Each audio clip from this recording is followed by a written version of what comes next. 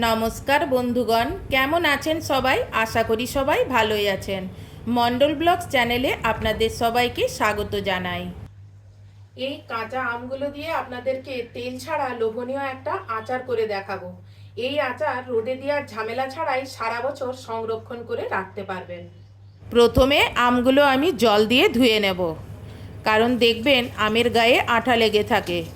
এবার ওগুলো জল দিয়ে যেমন ধুয়ে নিচ্ছি, তেমনি সাথে একটু আদা দেব। এই আদাটা সেন্টের খুব কাজ করে। এই আচারে অবশ্যই এই আদা দেবেন, কাজু আর কিশমিশও দেবেন। তা কাজু কিশমিশটা অপশনাল, ওটা না দিলেও চলবে, তবে আদাটা অবশ্যই দেবেন। সেই জন্য এই দেখুন, আমি মোটামুটি 3 ইঞ্চি মতন একটু আদার টুকরো নিয়েছি। আর এই আমটা আছে আমার 1.5 কেজি। তা 1.5 কেজিতে আমি 3 ইঞ্চি মতন আদা নিয়েছি। প্রথমে আমের স্কিনটা বা আমের ছালটা প্রথমে ছুলে নেব। এই আমটা কিন্তু আমি খুব ভালো পেয়েছি। এই আচারটা করতে হলে আমের আঁঠিযুক্ত আম দরকার, মানে যেই আমটার আঁঠিটা শক্ত হয়ে গেছে সেই রকম টাইপের আম দরকার এই আচারটা তৈরি করার জন্য। এখন কাঁচা আম প্রায় শেষ বললেই চলে। তা মোটামুটি আমি পেয়েছি, কিন্তু আমটা এই সময় যদি একটু আচারটা করে রাখি এই কাঁচা আমের, তাহলে আমি সারা বছর রেখে খেতে পারবো। এখন তো পাকা আম বেরিয়ে গেছে, তা পাকা আম তো খাওয়া হচ্ছে, কিন্তু এইটা যদি এই সময় করে রেখে দিই, যখন আমের সিজনটা শেষ হয়ে যাবে তখন আমি এটা বের করে খেতে পারবো। আর আদাটা দেখুন এই রকম ঝিরিঝিরি করে কাটবেন, একদম ঝিরিঝিরি করে, কিন্তু প্রতিটা টুকরো যেন গোটা গোটাই থাকে সেই রকম। আপনি কুরুনিতে কাটবেন না। আর এখানে আমগুলো আমি এই রকম চাকতি চাকতি করে কেটে নিয়েছি। আপনাদেরকে আর কাটাটা দেখালাম না। এই রকম চাকতি চাকতি করে এই রকম মোটামুটি 1/2 ইঞ্চি রেখে, এরকম করে এই 1/2 ইঞ্চি মোটা রেখে এইভাবে চাকতি চাকতি করে সব আমটা পুরোটা কেটে নেবেন আর আমের কুশিটা ফেলে দেবেন। এবার দেখুন, প্রথমে একটা বড় পাত্র নেবেন, সেখানে এই আমগুলো প্রথমে দিয়ে দেবেন, আমের টুকরোগুলো যেগুলো এই চাকতি চাকতি আমের টুকরোটা করেছি। আর সাথে যে আদার টুকরোটাও করেছি লম্বা লম্বা সরু সরু, হ্যাঁ, সেইটাও এর মধ্যে দিয়ে দিলাম। এখানে 1.5 কেজি আমের জন্য 2 বাটি চিনি দিলাম। আপনি আপনার আমের টকটা দেখে সেই মতন চিনি কম বেশি করতে পারেন। আর 1/2 বাটি মতন এটা ভিনিগার দিলাম, এটা কিন্তু জল দিইনি। আর 1/2 চামচের মতন লবণ দিলাম। এবার চিনি, ভিনিগার আর লবণ এইগুলোকে একসঙ্গে একটু আমের সঙ্গে ভালো করে মিশিয়ে নেব বা মেখে নেব। দিয়ে তারপর এটাকে 1 থেকে 2 ঘন্টা বা 2 থেকে 3 ঘন্টা আপনি এটাকে একটু রেস্টে রেখে দেবেন।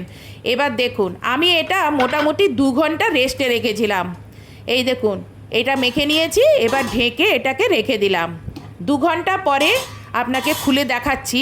দেখুন, চিনির দানাগুলো আর দানা নেই, সেইগুলো কিন্তু জলে পরিণত হয়ে গেছে। দেখুন, এখানে কিন্তু আমি কোনো জল দিইনি। দেখেছেন কত জল বেরিয়েছে? ওই নুন দেওয়ার জন্য আম থেকে এত জল বেরিয়েছে। একটা কথা মনে রাখবেন, যখন সারা বছরের জন্য কোনো আচার আপনি তৈরি করছেন, সেখানে যেন কোনো জল প্রয়োগ না হয়। এই দেখুন, আমি কিন্তু এখানে কোনো জল দিইনি, এখানে দিয়েছিলাম কিন্তু ওটা ভিনিগার আর এই লবণ দিয়েছি, তার জন্যই কিন্তু এতটা জল বেরিয়েছে। এবার এটাকে আমি গ্যাসে বসিয়ে দিলাম। গ্যাসে বসিয়ে আরেকবার একটু নেড়ে নিচ্ছি। আর এই সময় আপনি হাতা দিয়ে নাড়তে পারবেন। পরে কিন্তু হাতা দিয়ে নাড়লে এগুলো কিন্তু গলে যেতে পারে, ভেঙে যেতে পারে, এই চাকতি চাকতি নাও থাকতে পারে। সেই জন্য আপনি আঁঠিযুক্ত আম নেবেন। দেখেছেন, এগুলো ভাপেই কিন্তু হয়ে যাবে, আপনাকে কিন্তু বাইরে থেকে কোনো জল দিতে হবে না। গ্যাস সিমে রেখে ঢেকে ঢেকে এইভাবে করবেন, দেখবেন এসব আচার আপনি সারা বছর রেখে খেতে পারবেন। আপনাকে রোদেও দিতে হবে না, আর আপনার জিনিসটা কিন্তু নষ্টও হবে না। এখানে আমি কিন্তু ভিনিগার দিয়েছিলাম। দেখুন, এই মাঝে মাঝে একবার করে ঢাকা খুলছি আর একটু করে উপর নিচ করে দিচ্ছি।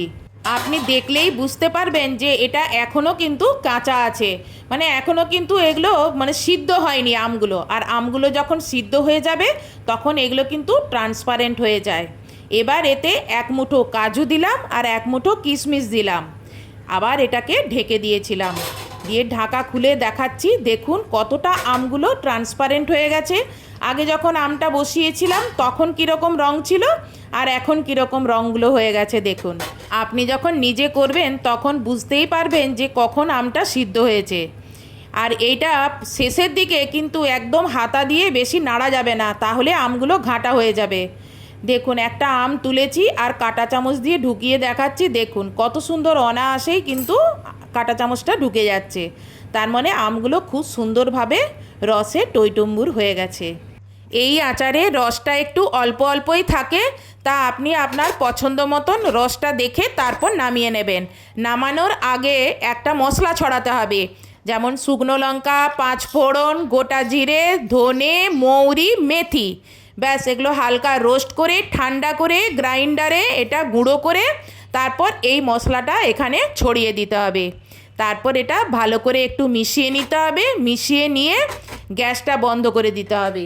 ব্যাস তৈরি হয়ে গেল আম চাকলি বা আম চাকতি চাটনি। এটা আপনি সারা বছর রেখে খেতে পারবেন।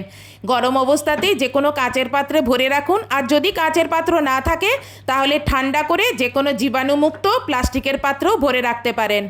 আপনারাও এইভাবে একবার বানিয়ে খেয়ে দেখুন, আদার জন্য কি সুন্দর সেন্ট হয়েছে।